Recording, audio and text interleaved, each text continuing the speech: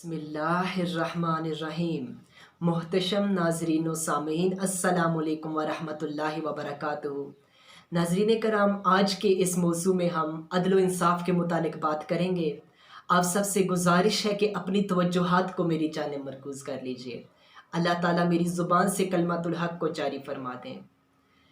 सबसे पहले तो अदल की डेफिनेशन, अदल की तारीफ़ को जान लेते हैं।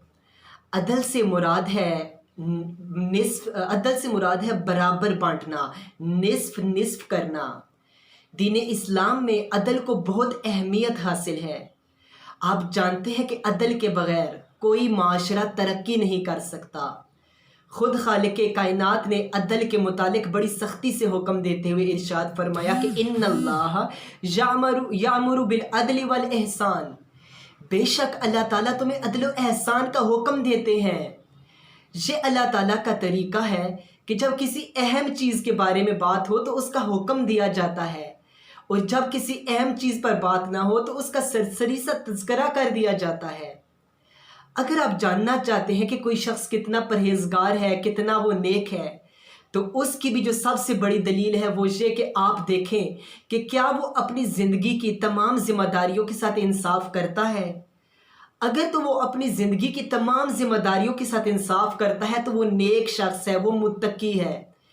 अगर कोई शख्स अपनी ज़िंदगी की तमाम ज़िम्मेदारियाँ बखूबी नहीं निभाता तो वो मुत्तकी और नेक नहीं है। रसूल करीम सल्लल्लाहु अलैहि वसल्लम ने इरशाद फरमाया कि अदल करो, ये तकवा के ज़्यादा करीब है। साबका उम्मतों की बर्बादी और ज़वाल की, उनके तबाह होने की वजूहात जानने की कोशिश करें तो उनमें एक बुनियादी वजह यह भी है कि उन उम्मतों ने इंसाफ से मुंह फेरा था।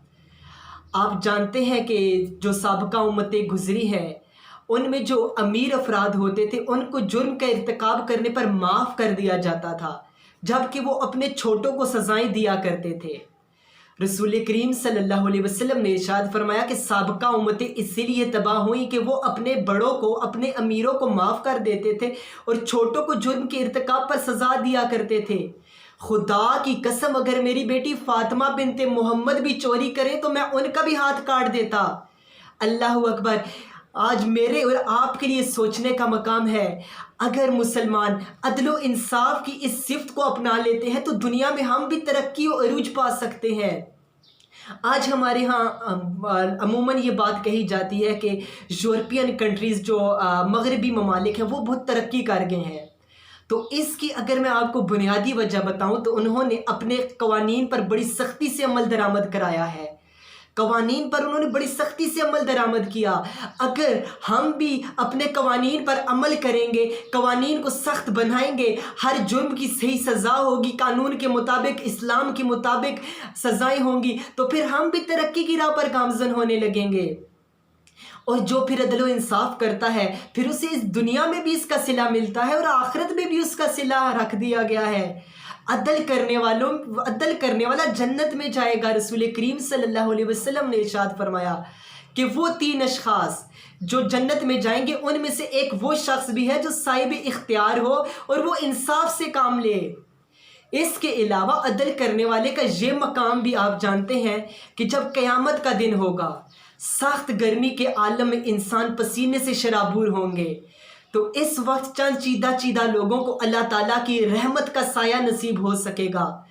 उन खुशकिस्मत अशखास में हजूर अलैहिस्सलाम ने इरशाद फरमाया कि वो 7 अशखास जिन्हें रोज़े महशर अल्लाह ताला के अर्श का साया नसीब होगा, उनमें एक वो शख्स भी है कि जो इमाम आदिल है, यानी कि जो हुक्मरान है और अदल से काम लेता है।